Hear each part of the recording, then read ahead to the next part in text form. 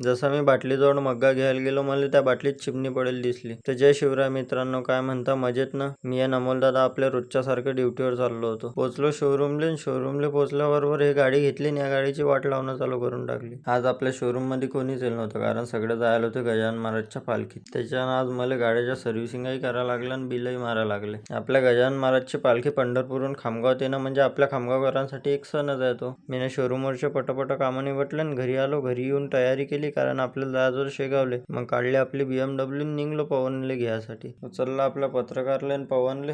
आपली BMW म्हणे मला भूक लागली. मग तिला दिलं थोडंसं पेट्रोल पाजून.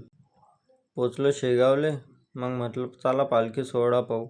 खरं तर आम्ही पालखी सोहळाच पाहायला गेलतो. आम्हाला पालखी सोहळा काही पाहता नाही आला, कारण आम्ही पोहोचलो लेट. तर लोक पालखी जायला होती अंदर. मग अंदर गेलो. अंदर जाऊन पाहतो तर लय गर्दी होती. मग दुरूनच दर्शन घेतलं. पवनले म्हटलं उद्या येऊ, उद्या गुरुवार बी आहे म्हटलं. उद्या मस्त आपलं निवांत दर्शन होऊन जाईल. यायला म्हटलं चला आपण जाऊ सीधं सिद्धपीठ महालक्ष्मी मंदिर. तटी पोहोचल्याबरोबर मस्त आरती चालू होती. आम्ही ना आरती गिरती केली, दर्शन गिर्शन घेतलं. तुम्हाला तर माहीतच अशी ना, 12च्या 12 ज्योतिर्लिंगाचं एकखट्ट्या दर्शन होते. मग दर्शन गिर्शन घेतलं ज्योतिर्लिंगाचं. मग निघलो आपला खामगावला जायसाठी. आजच्यासाठी एवढंच. भेटू पुढच्या ब्लॉगमध्ये. तर लोक फॉलो नसेल केलं तर फॉलो करून घ्या. लाईक बी नसतील ठोकले तर ते लाईक बी ठोकून द्या.